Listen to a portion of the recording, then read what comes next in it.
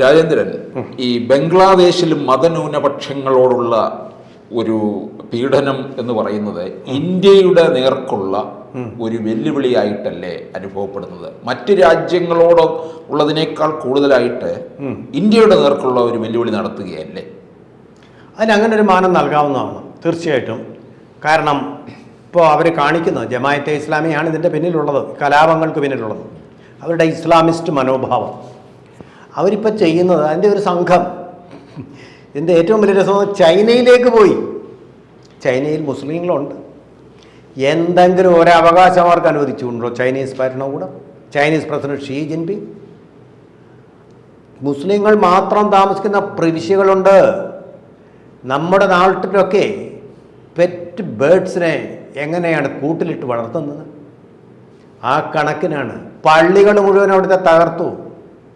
Singh Zhuang പ്രവിശ്യ എന്ന് പറഞ്ഞൊരു പ്രവിശ്യ ചൈനയിലെ സിങ് ജുവാങ് പ്രവിശ്യ. അവിടുത്തെ പേരുകളൊക്കെ ഇങ്ങനെയാണല്ലോ. ഷീ ജിൻപിങ്, സിൻ ജുവാങ്, ഒരു കൊച്ചു മൂക്കുകൊണ്ടാണ് ഷേ ജുവാങ്, ഇങ്ങനെയൊക്കെയാണ് പറയുന്നത്. അപ്പോൾ നമ്മളത് എഴുതുന്നത് സിൻ ജുവാങ് എന്നുള്ള പ്രവിശ്യ. ആ പ്രവിശ്യയിലെ മുസ്ലിങ്ങളെ മുഴുവൻ അവരുടെ പള്ളികൾ, അവരുടെ മനുഷ്യാവകാശമാണ് അവരുടെ വിശ്വാസത്തിൽ ജീവിക്കുക എന്നുള്ളത്, വിശ്വസിക്കുക എന്നുള്ളത്, ആ വിശ്വാസത്തിനനുസരിച്ച് ആരാധനാ സമ്പ്രദായങ്ങൾ, അതൊന്നും അവിടെ ഇല്ല. ആ മുഴുവൻ പള്ളികളും നശിപ്പിച്ചു. ഇവിടെ ഒരു ബാബറി മസ്ജിദ് പൊളിച്ചപ്പോൾ ബംഗ്ലാദേശിൽ എന്തായിരുന്നു ബഹളം? എത്രണ്ണോ നശിപ്പിച്ച് കളഞ്ഞത്. നശിപ്പിച്ച് കളഞ്ഞിട്ട് അവരെ എല്ലാം തടവിലാക്കി ആ ഒരു പ്രവിശ്യയെ തന്നെ അതിനു ചുറ്റും ഒരു വൻമതിൽ കെട്ടി, നിയമത്തിൻ്റെ വൻ മതിൽ തന്നെ അവിടെ കെട്ടി. അവരുടെ എല്ലാ സ്വാതന്ത്ര്യങ്ങളും മനുഷ്യാവകാശങ്ങളും നിഷേധിച്ചു. ലോകത്തിലെ ഒരു രാഷ്ട്രം പോലും പ്രതിഷേധിച്ചില്ല.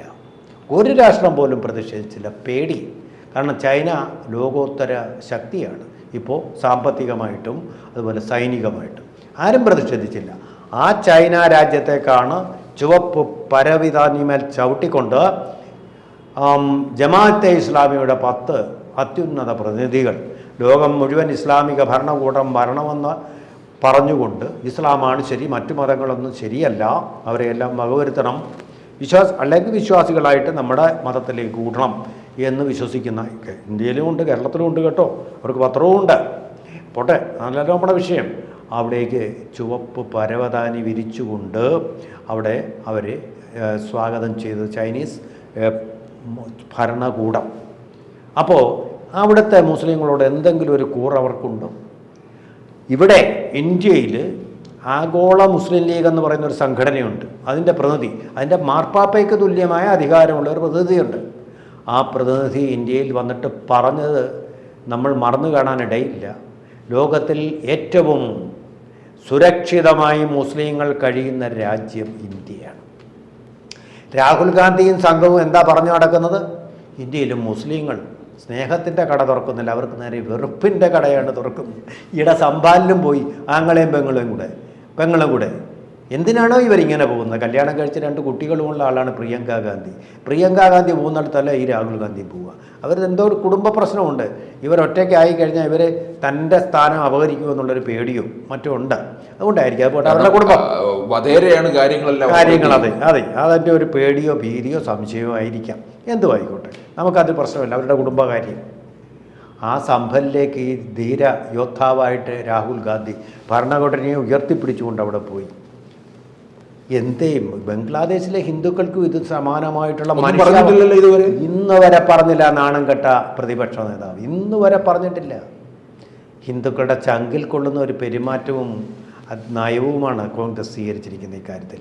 ഇന്ന് വരെ പറഞ്ഞിട്ടില്ല.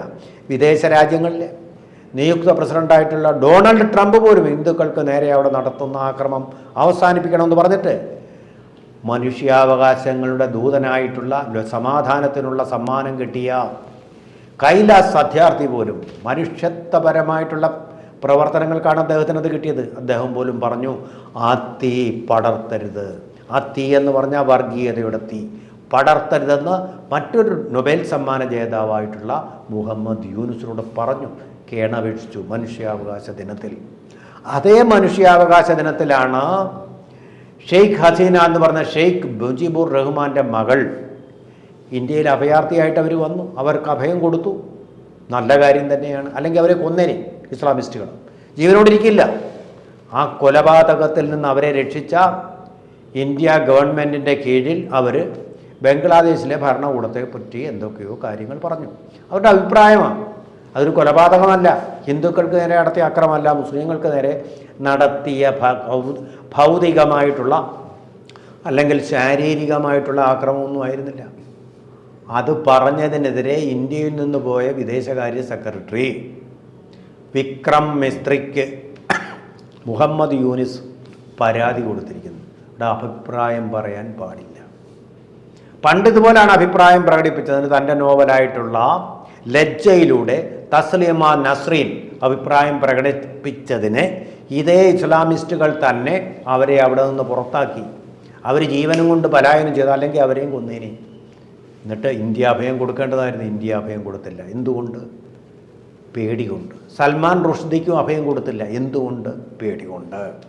ഇനി പൗരസ്ത്യ ഓർത്തഡോക്സ് സഭയുടെ ലോകാരാധ്യനായിട്ടുള്ള മാർപ്പാപ്പ പോലെ അധികാരങ്ങൾ വഹിക്കുന്ന കിഴക്കിൻ്റെ പാത്രിയാർക്കീസ് അടുത്തിടെ കേരളത്തിൽ വന്ന് സന്ദർശനം നടത്തിയിരുന്നു. അദ്ദേഹമാണ് സമാധാനത്തിൻ്റെ ദൂതനായി പറഞ്ഞത്. യാക്കോബക്കാരുമായിട്ട് സമാധാനപരമായിട്ട് ചർച്ചകൾ നടത്തി പ്രശ്നത്തിന് അവരുടെ പരാതികൾ കേട്ട് പരിഹാരം ഉണ്ടാക്കാമെന്ന് പറഞ്ഞു. അദ്ദേഹത്തിൻ്റെ യാത്ര നീട്ടിയില്ല. 3 ദിവസം വന്ന് 1 ദിവസമായിട്ട് വെട്ടിച്ചുരുക്കി നേരെ പോയത് എവിടേക്കാണ്? സിറിയ, ദമാസ്കസ്. അത് ആസ്ഥാനമാണ്. അതാണ് പൗരസ്ത്യ ഓർത്തഡോക്സ് സഭ എന്ന് പറയുന്നത്. കിഴക്കിൻ്റെ പാത്രിയാർക്കീസ് എന്നാണ് അദ്ദേഹം അറിയപ്പെടുന്നത്. അദ്ദേഹം നേരെ തിരിച്ചുപോയി. എന്തുകൊണ്ട്?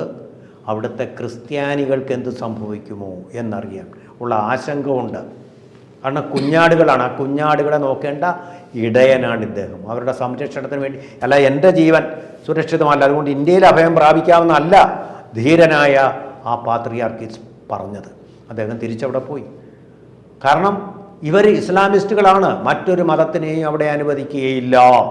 അതിൻ്റെ ഏറ്റവും വലിയ ഉദാഹരണമാണ് ബംഗ്ലാദേശ് എന്ന് പറയുന്ന രാജ്യം.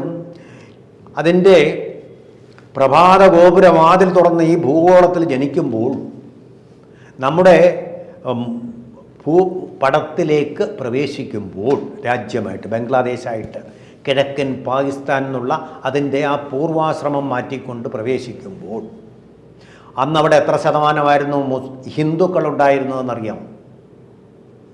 അന്നുണ്ടായിരുന്നത് 34.4%, അല്ലെങ്കിൽ പോട്ട് 34%. അതായത് മൊത്തം ജനസംഖ്യയുടെ 1/3. അതിന്നിപ്പോൾ എത്ര ഉണ്ടെന്നറിയാമോ? കേവലം 4% മാത്രം. 4-ലെത്തിയിരിക്കുന്നു. അതേസമയം ഇന്ത്യയിൽ മുസ്ലിങ്ങളുടെ എണ്ണം എങ്ങനെയാണ് വർദ്ധിച്ചു വരുന്നത്? ഹിന്ദുക്കളുടെ എണ്ണം കുറയുന്നു, ക്രിസ്ത്യാനികളുടെ എണ്ണം കുറയുന്നു, ശതമാനം കുറയുന്നു. മുസ്ലിങ്ങൾ ഇവിടെ വർദ്ധിച്ചു വരുന്ന ഒരു ജനത എന്ന് പറയുന്നത് മുസ്ലിങ്ങളാണ്. എന്തുകൊണ്ട്? അവർക്ക് ഏറ്റവും സുരക്ഷിതമായിട്ടുള്ള സാഹചര്യങ്ങൾ നൽകുന്ന രാജ്യം തന്നെയുമല്ല, എല്ലാവരും മറക്കുന്നതും ശ്രദ്ധിക്കാത്തതുമായിട്ടുള്ള ഒരു കാര്യമുണ്ട്. ഈ നരേന്ദ്രമോദി ഗവൺമെൻറ്റിൻ്റെ കീഴിൽ ഏറ്റവും അധികം ആനുകൂല്യങ്ങൾ, ക്ഷേമ രാഷ്ട്രമെന്നുള്ള നിലയിലുള്ള ആനുകൂല്യങ്ങൾ പലതരത്തിലുള്ളതുണ്ട്. സ്റ്റാർട്ടപ്പ് ആയാലും ശരി, സ്റ്റാൻഡപ്പ് ഇന്ത്യ ആയാലും ശരി, അതുപോലെയുള്ള ആനുകൂല്യങ്ങൾ ഒരുപാട് പദ്ധതികളുണ്ട്. ആ കർമ്മ പദ്ധതികളുടെ ആനുകൂല്യങ്ങൾ, വിദ്യാഭ്യാസത്തിനുള്ള ആനുകൂല്യം, ഇതിൽ ഏറ്റവും കൂടുതൽ പറ്റുന്നത് സംവരണമല്ല. സംവരണം ഭരണഘടന അനുവദിക്കുന്നില്ല, അതിനെതിരാണ് മോഡി. പക്ഷെ മറ്റു തരത്തിൽ ഏറ്റവും അധികം ആനുകൂല്യങ്ങൾ നേടിക്കൊണ്ടിരിക്കുന്നത് മുസ്ലിം സമുദായമാണ്. കണക്കുകൾ വെച്ചാണ് അത് പറയുന്നത്, സ്റ്റാറ്റിസ്റ്റിക്സ് വെച്ചുകൊണ്ടാണ് പറയുന്നത്. നമുക്ക് കണക്ക് വേണ്ട, കണക്ക് നമുക്ക് പെട്ടെന്ന് കൺഫ്യൂഷൻ ഉണ്ടാക്കും. നമ്മൾ എറണാകുളത്തേക്കൊന്ന് പോയി നോക്കുക. വാണിജ്യ തലസ്ഥാനമാണ് കേരളത്തിൻ്റെ. അവിടുത്തെ മൊത്തം ബിസിനസ് സാമ്രാജ്യവും കൈയാളുന്നത് മുസ്ലിങ്ങളാണ്. നല്ല കാര്യമാണ്. അവരുടെ അവസ്ഥ ഇന്ത്യ മെച്ചപ്പെടുത്തിക്കൊണ്ടിരിക്കും. ഈ കേരളത്തിലെ പ്രധാനപ്പെട്ട ക്ഷേത്രങ്ങളുടെയൊക്കെ മുൻപിലുള്ള കച്ചവടക്കാർ എന്ന് പറയുന്നത് മുസ്ലിം സമുദായക്കാർ. ശബരിമലയുടെ അതെ എക്സ്പെർട്ട് അല്ലേ വിജയനാഥ് കണ്ടിട്ടില്ലേ? അതെ, അവിടെ ഇല്ലേ? അപ്പം അങ്ങനെ യാതൊരു ക്ഷേത്രത്തിന്റെ പരിസരവും മുഴുവൻ അവർ നല്ല കൃഷ്ണന്റെ പടം വയ്ക്കുന്ന മുസ്ലിം സ്ത്രീകളുണ്ട്. എനിക്കറിയാം, ഇത് വിവാദമാക്കരുത്.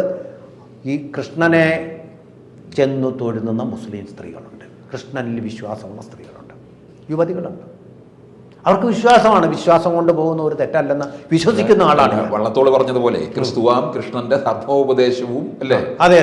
അതെ നബിയുടെ വിശ്വാസമില്ലാതെ പോകുന്ന, മദ്യപിച്ചിട്ടും മയക്കുമരുന്ന് കഴിച്ചിട്ടും അതുപോലെ പുകയില ഉൽപ്പന്നങ്ങൾ കഴിച്ചുകൊണ്ടും പോകുന്ന ഹിന്ദുവിനേക്കാൾ ആ വിശ്വാസം കൊണ്ട് പോകുന്ന ഒരു അന്യമത സ്ത്രീ കുറെ കൂടി വിശ്വസ്തയാണ്, ആരാധ്യയാണെന്ന് വിശ്വസിക്കുന്ന ആളാണ് ഞാൻ. ആണ് ശുദ്ധമായ വിശ്വാസം. അതിലും വലിയൊരു ഹിന്ദു ഇല്ല എന്നുള്ളതാണ്. അവിടെ പടം വിൽക്കുന്നൊക്കെ ഇപ്പോൾ അവരെ മാറ്റിയെന്നൊക്കെ തോന്നുന്നു. അങ്ങനെയല്ല, നിങ്ങളിൽ വിശ്വസിക്കുന്ന, നിങ്ങളുടെ ആ ദൈവത്തിൽ വിശ്വസിക്കുന്ന ആൾക്കാരെ നമ്മൾ അകത്തുകയല്ല വേണ്ട, നമ്മളെ അടുപ്പിക്കുകയാണ് വേണ്ടത്.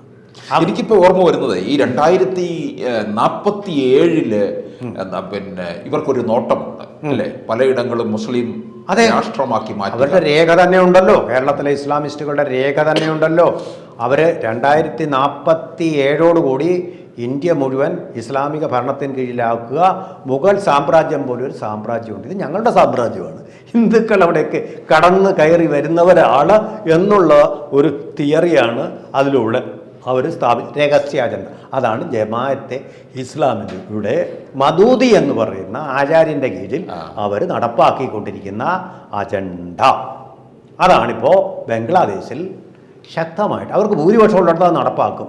സിറിയയിലും അതാ കാണുന്നത്, ബംഗ്ലാദേശിലും അതാണ് കാണുന്നത്. ഇന്ത്യയിൽ താമസിയാതെ കണ്ടേക്കാം. കൂടുതൽ വാർത്തകളും വിശേഷങ്ങളും നിങ്ങളിലേക്ക് എത്താൻ ABC മലയാളം സബ്സ്ക്രൈബ് ചെയ്യുക, ബെൽ ബട്ടണും അമർത്തുക.